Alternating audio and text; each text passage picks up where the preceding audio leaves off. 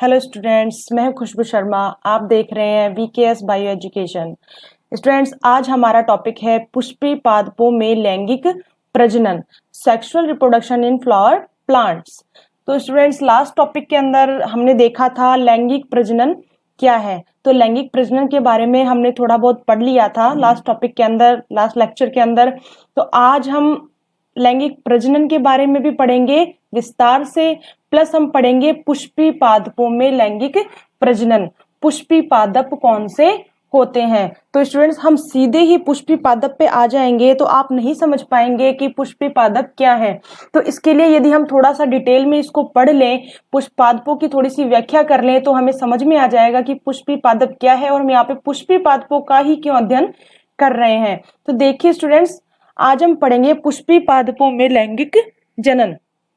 तो स्टूडेंट, पादप को दो भागों के अंदर सबसे पहले बांटा गया। पादप को कितने भागों में बांटा गया? दो भागों में। एक तो था क्रिप्टोगेम्स, एक भाग को क्या कहा गया? एक भाग में कौन से पादप रखे गए? क्रिप्टोगेम्स, और दूसरे में रखे गए फेनरोगेम्स। और स्टूडेंट्स, पादप को इन दो भागों के अंदर बांटा उन साइंटिस्ट का नाम था इकलर।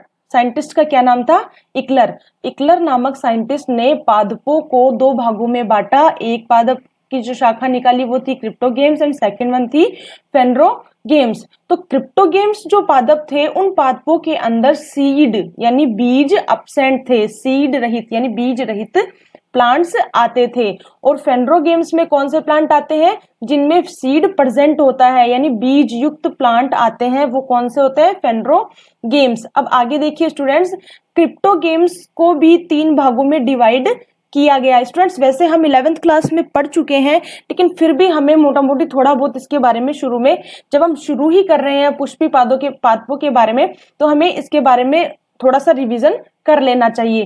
तो स्टूडेंट देखिए, क्रिप्टोगेम्स में कौन से पादप आए थे? थैलोफाइटा, ब्रायोफाइटा और फिर आए टेरिडोफाइटा। सबसे पहले कौन से आए? थैलोफाइटा, उसके बाद आए ब्रायोफाइटा और उसके बाद आए टेरिडोफाइटा। ऐसे ही सीड प्रेजेंट प्लांट कौन से थे? फेनरोगेम्स। इनको दो भागों में बांटा गया। एक तो था अनावर्त बीजी और दूसरा था आवर्त बीजी। अनावर्त बीजी को क्या कहा गया? जिम्नोस्पर्म कहा गया। और आवर्त बीजी को क्या कहा गया?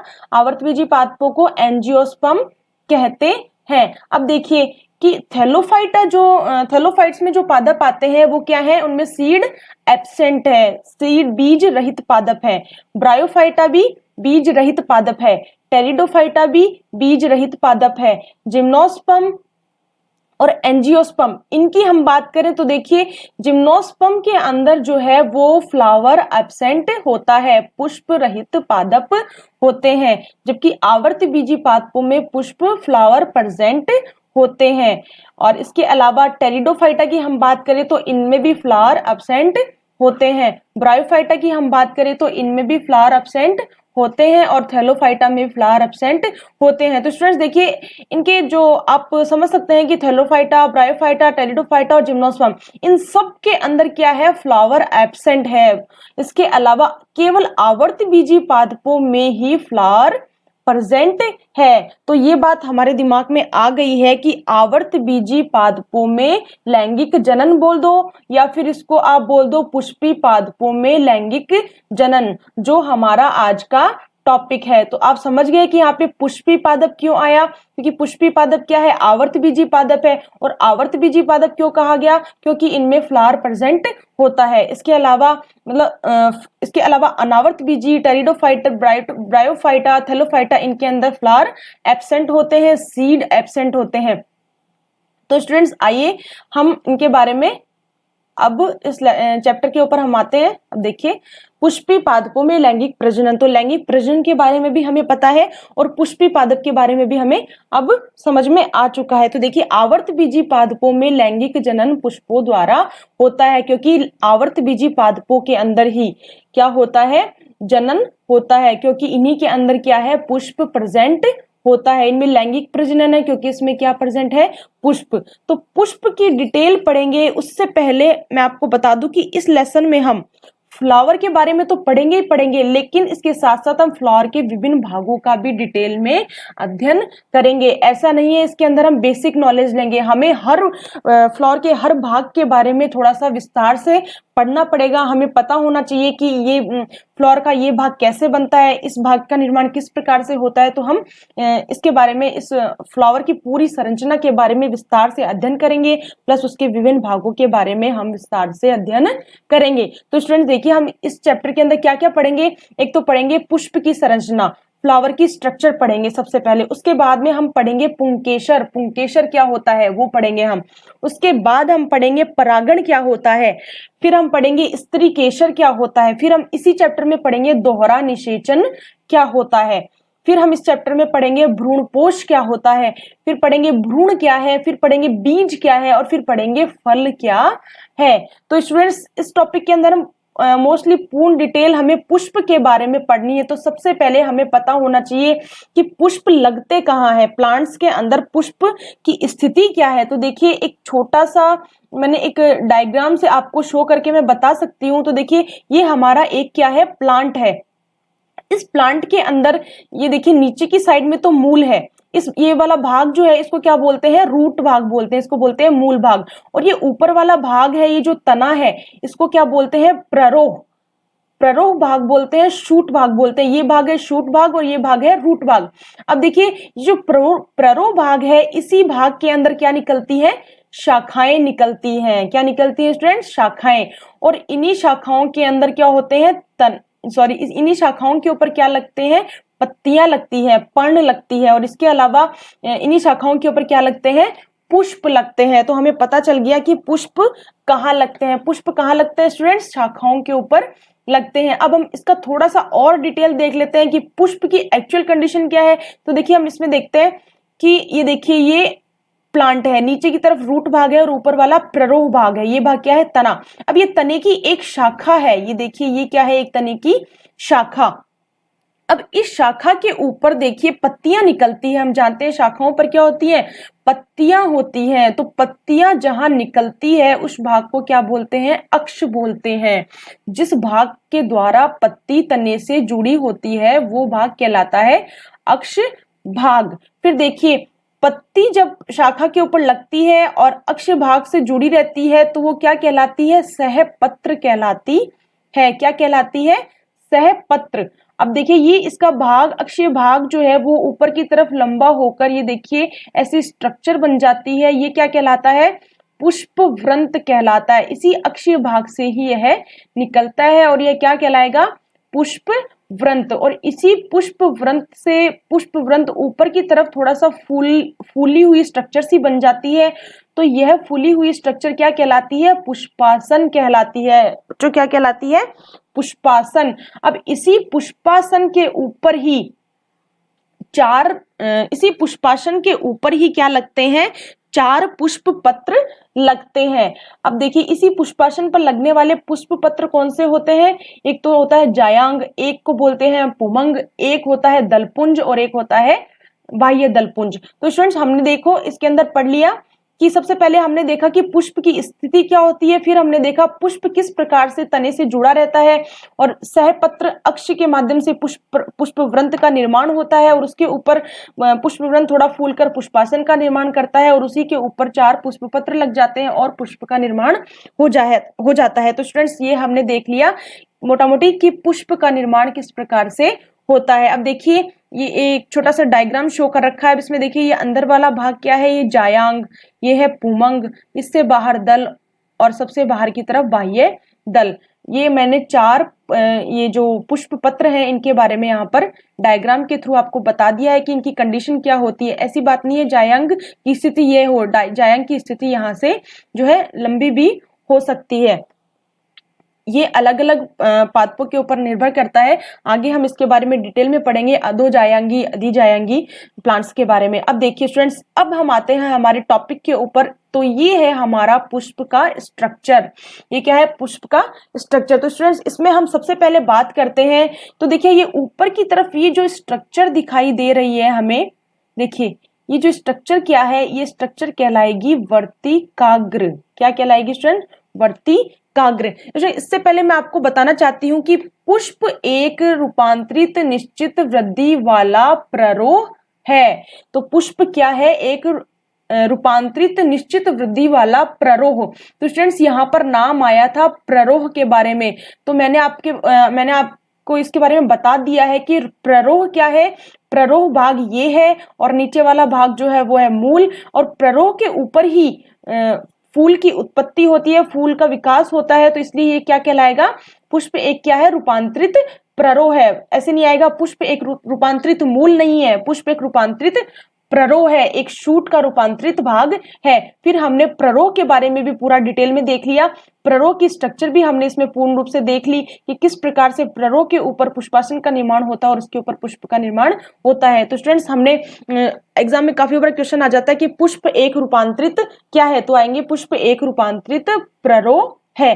अब हम बात करते हैं स्टूडेंट, देखिए वर्तिकाग्र के बारे में हमने देख लिया था, ये क्या है ऊपर का भाग, ये भाग क्या कहलाता है, वर्तिकाग्र। वर्तिकाग्र के नीचे ये वाला हिस्सा जो है, ये वाला भाग कहलाता है वर्तिका। ये वाला भाग क्या कहलाता है बच्चों, वर्तिका कहलाता है। फिर उसके बाद में देखिए इसका हम नीचे की तरफ जाते हैं तो ये फूला हुआ भाग जो है, ये भाग क्या कहलाएगा, अंडाशय कहलाएगा। और अंडाशय के अंदर क्या मिलते हैं, बीजांड मिलते हैं। तो देखिए ऊपर वाला भाग जो है वो वर्तिकाग्र है, फिर नीचे की तरफ ये लंबा भाग वर्तिका कहलाता है, फिर आएगा अंडाशय और फिर उसके अंदर पाए जाएंगे बीजांड। तो वर्तिकाग्र, वर्तिका, अंडाशय और बीजांड, इन चारों चीजों का समूह क्या कहलाता है, इनको क्या बोलते हैं, स्त्री केसर बोलते हैं।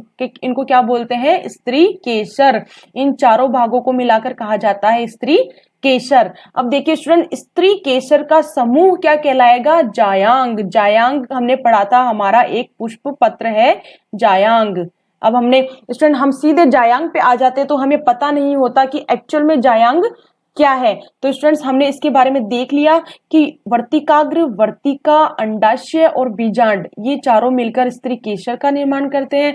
तो स्टूडेंट्स आप देखेंगे इस स्ट्रक्चर में तो आपको सिर्फ एक स्त्री केसर दिखाई दे रहा है, बट एक्चुअल में एक फूल के अंदर स्त्री केसरों का क्या होता है, एक समूह होता है। उस समूह को क्या बोलते हैं, जायांग कहते हैं। और जायांग क्या है, एक पुष्प पत्र है। 4 पुष्प पत्रों में से एक पुष्प पत्र कौन सा है, जायांग है। फिर स्टूडेंट्स हम बात करते हैं, ये देखिए ये स्ट्रक्चर किसकी है, पराग कोश की। ये स्ट्रक्चर है पराग कोश की, और ये पराग कोश जिसकी सहायता से जुड़ा रहता है पुष्पासन से, वो भाग कहलाता है पुतंतु। और पराग कोश के अंदर पाए जाते हैं पराग कण। अब देखिए स्टूडेंट्स, पराग कण, पराग कोश और पुतंतु, ये तीनों मिलकर किसका निर्माण कर लेते हैं, पुंकेसर का। इन तीनों को मिलाकर क्या कहा जाता है, पुंकेसर। अब पुंकेसर के समूह को क्या बोलते हैं, पुमंग, जो क्या है, एक पुष्पपत्र। हमारा एक दूसरा पुष्पपत्र कौन सा था, पुमंग। तो पुमंग क्या है, पुंकेसरों का एक समूह क्या है, पुमंग है। और पुंकेसर में क्या क्या आएंगे, परागकण आएगा, परागकोश आएगा और पुतंतु आएगा। अब स्टूडेंट्स हमने 2 चीजें पढ़ ली, एक तो पुमंग के बारे में पढ़ लिया और एक जायांग के बारे में पढ़ लिया। और इसके अलावा पुमंग और जायांग क्या है, पुष्प पत्र कहाँ लगते हैं, वो हमने पढ़ लिए।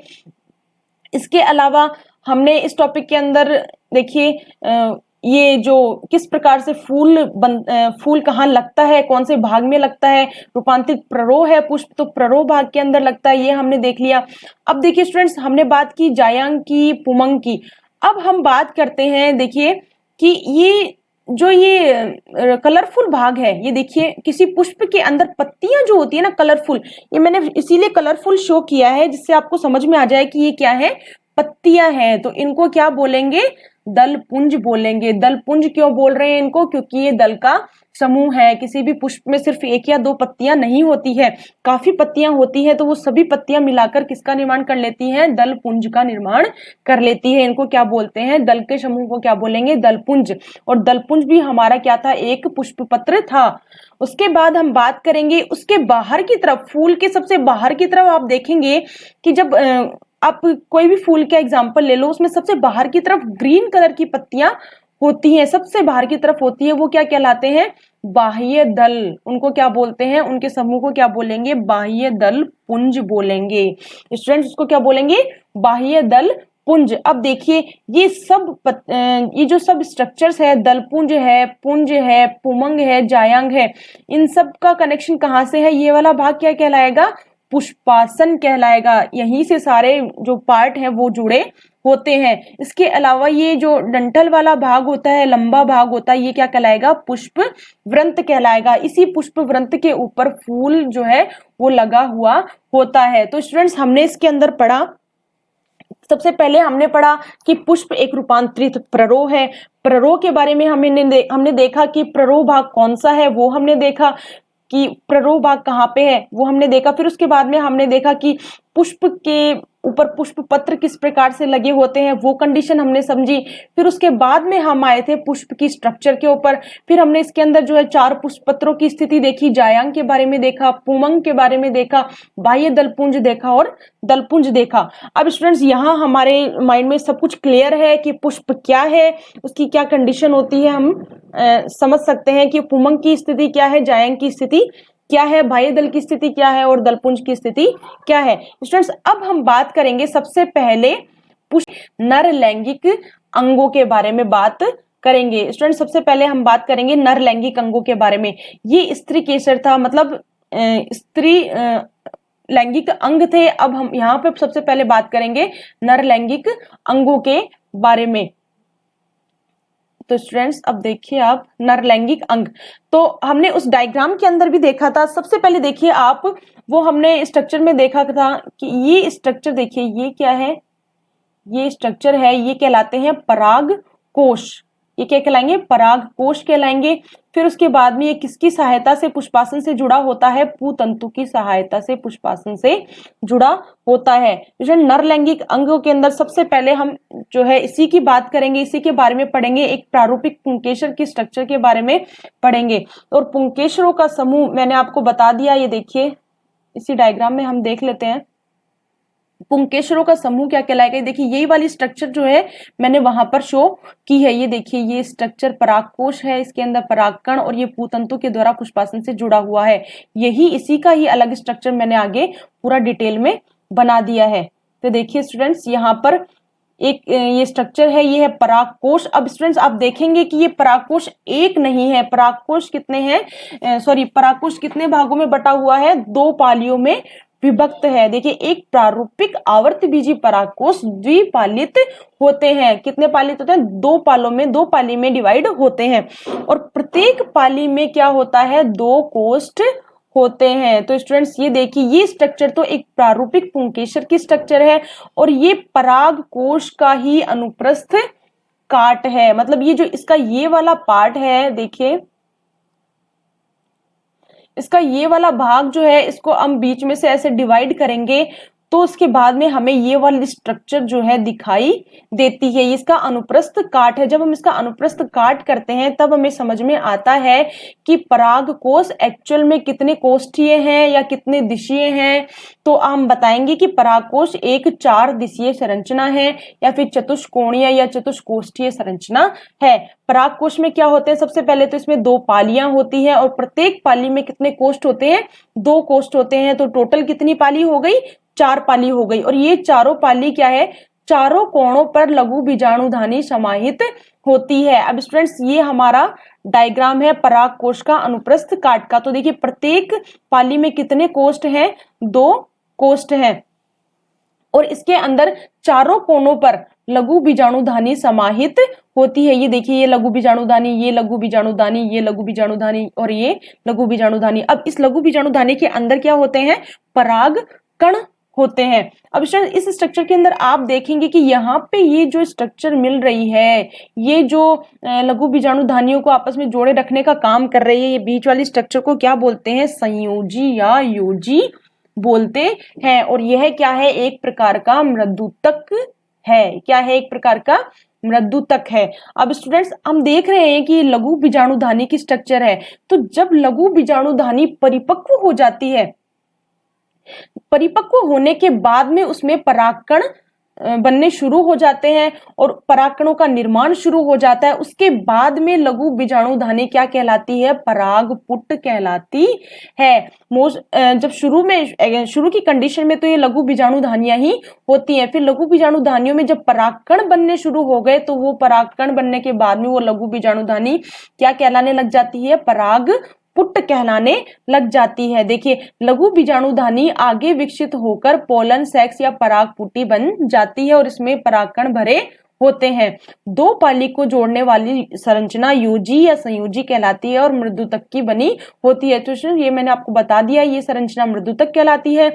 ये इसके अंदर जो है 4 पालियों के ऊपर 4 लघु बीजाणुधानियां पाई जाती है। इसके अलावा मैंने इसके अंदर आपको बता दिया है कि पुंकेसर की जो संरचना है वो कैसी होती है? द्विपालित होती है। प्रत्येक पाली में 2 कोष्ठ होते हैं। टोटल जो है कितना हो गया? चतुष्कोणीय या चतुष्कोष्ठीय संरचना परागकोश की हम बोल सकते हैं। इसकी जो एक्चुअल कंडीशन वो इस प्रकार की होती है। फिर हमने देख लिया लघु बीजाणुधानी की कंडीशन क्या है। फिर लघु बीजाणुधानी परिपक्व होती है, फिर उसमें परागकणों का निर्माण होता है, फिर लघु बीजाणुधानी परागपुट कहलाती है। तो स्टूडेंट्स, यहां तक हमें ये सारी बातें समझ में आ गई है। अब हम आगे देखते हैं कि लघु बीजाणुधानी कि जब हम काट करते हैं या किसी एक पार्ट का अलग से डिटेल में अध्ययन करते हैं तब हमें पता चलता है कि इसके बाह्य भाग को क्या बोलते हैं, इसके जो अलग अलग लेयर्स है उनको कितने कितने भागों में डिवाइड किया गया है। तो लघु बीजाणुधानी की इसके लिए हमें डिटेल में स्ट्रक्चर का जो है डिटेल में व्याख्या करनी पड़ेगी, हमें इसके बारे में डिटेल में पढ़ना पड़ेगा। तो देखिए स्टूडेंट, परागकोश का अनुप्रस्थ काट मैंने ऊपर भी डायग्राम बनाया था इजीली, इसमें लघु बीजाणुधानी शो कर रखी है। तो अब इसका अनुप्रस्थ काट जब हम देखेंगे, अनुप्रस्थ काट की स्ट्रक्चर का हम डिटेल में अध्ययन करेंगे, तब हमें समझ में आएगा कि कौन सा भाग जो है वो किस प्रकार से वर्क करता है और कौन से भाग का क्या कार्य है। फिर उसके बाद में लघु बीजाणु का हम विस्तृत रूप से इस पार्ट का लघु बीजाणु भाग का हम एक विस्तृत से क्या करेंगे? अध्ययन करेंगे। फिर हम देखेंगे कि इसकी बाह्य स्ट्रक्चर को क्या बोलते हैं, इसके अंदर क्या क्या उत्तक पाए जाते हैं, इसके अंदर जो कोशिकाएं होती है उनको क्या बोलेंगे। तो इन सब के बारे में हम हमारे अगले लेक्चर के अंदर हम इसके बारे में डिटेल में अध्ययन कर लेंगे। स्टूडेंट्स, आज हमारे लिए इतना ही काफी है कि हम सबसे पहले हम देख ले हमारा चैप्टर क्या था। हमारा चैप्टर था पुष्पी पादपों में लैंगिक प्रजनन। इसके अंदर हमें लैंगिक प्रजनन जो है लास्ट लेक्चर के अंदर हमने पढ़ा था। फिर पादप के अंदर हमने देखा कि पादप को साइंटिस्ट सिकलर ने 2 भागों के अंदर डिवाइड किया, ये हमने देखा। फिर उसके बाद में हमने पढ़ा कि पुष्प एक रूपांतरित प्ररोह है, तो रूपांतरित प्ररोह किस प्रकार से है वो हमने देखा, इन छोटे छोटे डायग्राम्स के थ्रू देखा। फिर हमने पुष्प की पूरी स्ट्रक्चर के बारे में देखा कि पुष्प के कौन से भाग को क्या बोलते हैं। फिर हमने जो है सबसे पहले हमारा टॉपिक शुरू किया, तो उसमें सबसे पहले हमने इसमें पढ़ा नर लैंगिक अंग कौन से होते हैं। तो हमने इसमें एक प्रारूपिक पुंकेसर की स्ट्रक्चर देखी, उसका अनुप्रस्थ काट देखा और इसके बारे में देखा, और लघु बीजाणुधानी के बारे में देखा, और परिपक्व होने के बाद में लघु बीजाणुधानी क्या कहलाती है वो हमने देखा। तो स्टूडेंट्स, यहां तक आपको जो है दिमाग में मेरे हिसाब से अच्छे से समझ में आ गया होगा। तो हम आगे के लेक्चर के अंदर जो है नर लैंगिक अंगों के बारे में डिटेल में पढ़ेंगे। तो अगर आपने मेरा चैनल अभी तक सब्सक्राइब नहीं किया है तो प्लीज आप मेरे चैनल को सब्सक्राइब कर लीजिए, जिससे मैं नेक्स्ट लेक्चर के अंदर इनके बारे में, नर लैंगिक अंग के बारे में, मादा लैंगिक अंग के बारे में, मतलब इस पूरे चैप्टर के बारे में डिटेल में बताऊंगी। तो इससे आपको रेगुलर नोटिफिकेशन मिलती रहे। इसके अलावा आप मेरे वीडियो को लाइक कीजिए और ज्यादा से ज्यादा शेयर कीजिए, सब्सक्राइब कीजिए मेरे चैनल को। Thank you.